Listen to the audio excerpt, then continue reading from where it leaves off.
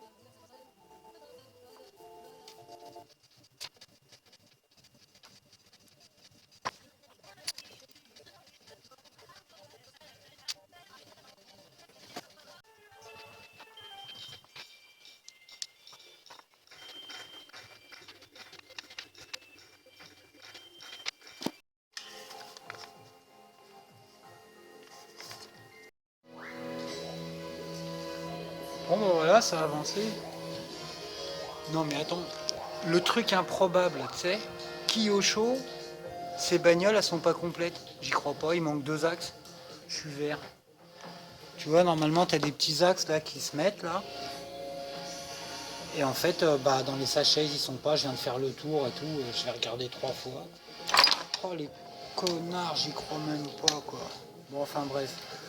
Je vais mettre deux petites tiges filetées de 3 à la place sur les axes arrière. Mais alors bravo quoi. Eh, au prix où ils vendent les bagnoles, sans déconner, tu vois, c'est super cher les Kyosho quoi. C'est deux fois le prix d'une Tamiya, c'est encore pas complet. J'hallucine, tu vois.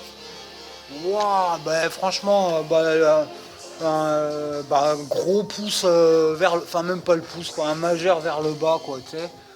Oh, les enfoirés, quoi. Alors, franchement, sinon, niveau qualité du modèle et tout, bon, ouais, ok. Mais c'est abusé, quoi. Putain, tu te mets à la place du gamin qui a pas les vis d'avance, ou tu vois, qui s'est saigné pour acheter le modèle, il peut pas la finir, il lui manque carrément les axes de fusée arrière, là. J'hallucine. Bref. Bon, bah, allez, je continue. À toutes. Bon, bah allez, on va écourter les souffrances, hein. Ça sert à rien de faire des montages pendant des heures. Bof.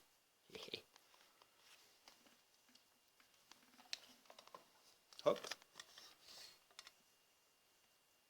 petit bonhomme.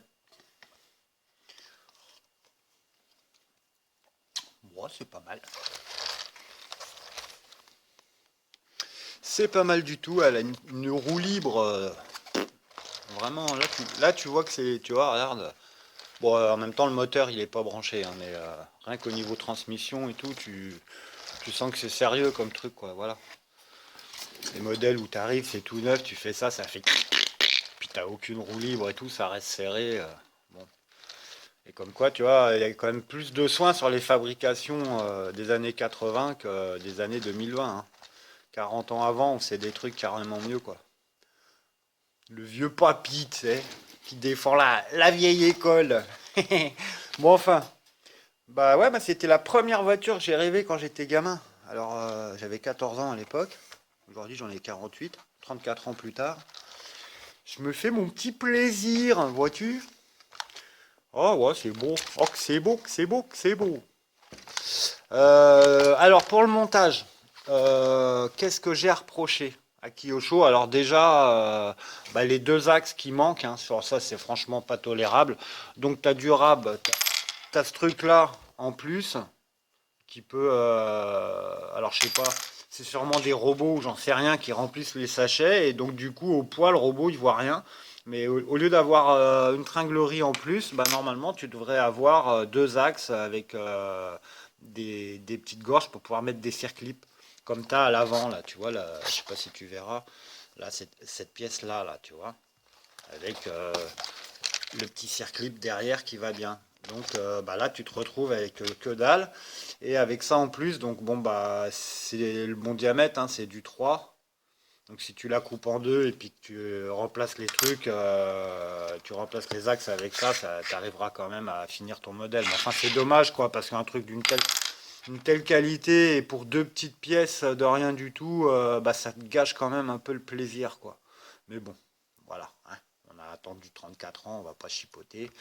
Mais quand même, au prix où tu vends les modèles, Kyosho, en plus c'est une réédition, donc tu l'as déjà fait une fois. Normalement, la deuxième fois devrait être encore mieux. Je sais pas ce qui s'est passé là. Bon, enfin bref. À part ça, qu'est-ce qui m'a... Alors la qualité des plastiques. Alors tout ce qui est plastique, bon, ils ont dû quand même aussi peut-être étudier l'histoire, mais tout ce qui est plastique orange comme ça, là, pour le système de carrosserie, il est assez bien fait et tout. Comme tu vois, il y a une bonne mémoire de forme, hein. Tu plies le truc, paf, bon, bah, il revient à peu près à sa forme initiale et tout. Donc ça, bon plastique. Là où j'ai un doute, c'est sur, après, par exemple, les triangles, enfin tout ce qui est plastique noir. Alors là, alors, j'essaie de te faire une démo. Attends, je te pose le bignou ici, là. Ouais. Et tu vois, alors, tac, et tu sens, enfin je sais pas comment te dire, mais ce plastique-là, je le sens super cassant. Bon, maintenant je me trompe peut-être, mais c'est le genre de pièce où quand même il faut bon, une certaine élasticité, une mémoire de forme aussi, et en ayant tu vois, pour, bah, vu que c'est les triangles souvent, etc., euh, que ça soit pas très flexible, mais enfin bref. Et là, là-dessus, je trouve le plastique un peu dur. Mais bon, ça encore, ça passe. Qu'est-ce qui était pas génial? Alors, bah, quand tu t'enlèves tes petits pistons d'amortisseur des grappes, là, en fait, le moulage, alors comment je pourrais t'expliquer? Ah, mais je les ai déjà taillés. En fait, le moulage, il dépasse et ça te fait un petit picot sur le piston qui dépasse et du coup après bah soit quand il est comprimé ou en décompression bah le piston du coup il se met un peu en biais donc j'ai pas trouvé ça super non plus donc faut bien penser à ébavurer tous tes petits pistons là parce que ça peut créer des trucs pas super à la longue, des usures prématurées donc ça c'était le truc à faire attention. Qu'est-ce qu'il y avait encore au niveau du montage? Ouais, enfin pareil, bah pour le montage tout le montage, il se fait vraiment du châssis, tout ça, ça se fait vraiment. Si tu suis bien la notice, ça va. Ce qui est un peu délicat, c'est le montage des amortisseurs. Faut mettre les circlips pareil sur les axes. Alors bon, t'en as un ou deux d'avance, mais faut être méticuleux, puis te mettre dans un endroit bien au propre et tout, parce que les circlips, ça vole pas mal. Et puis après, c'est à la cueillette du circlip pendant 1 heure. Donc ça, faut faire attention quand tu le montes. Qu'est-ce qu'il y avait au niveau? Ouais, les petits joints aussi que tu mets sur les bouchons pour fermer les amortisseurs. Là, c'est des petits trucs transparents.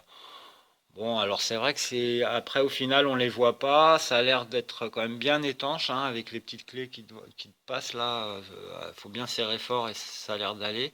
Mais c'est pareil à monter, c'est un petit peu méticuleux quoi. Voili voilo. Et puis sinon. Bah sinon, voilà. Là, il me manque donc le moteur est posé. J'ai mis un brushless, là, vite fait, je l'ai jeté dedans. Hein, il est même pas fixé. Faut que donc je mette un pignon nanani, binder la télécommande, mettre juste la biellette de direction et puis comment on appelle ça, là, le corne, là, le levier de cerveau. Le, le sauve-cerveau, il est bien rigide d'origine, il est bien costaud, donc ça c'est pas mal pour la précision et tout. Enfin, je trouve qu'après au niveau mécanique, le modèle il promet quoi. Même c'est pareil, regarde, réglage d'origine au niveau des amortisseurs, waouh, c'est voilà, bah là tu vois Kyosho, bon, là on n'est pas sur de la suspension Tamiya, là on est vraiment amorti propre quoi.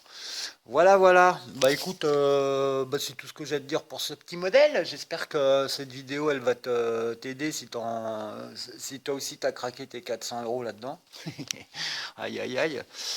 Ouais, faut être passionné, hein, je t'avoue, faut être passionné. Moi, voilà, bon, j'ai terminé ma petite collecte là avec ça. La première sera la dernière, ou vice-versa. Enfin, je sais plus comment il disait trop là, dans les livres. Eh ben, c'est tout.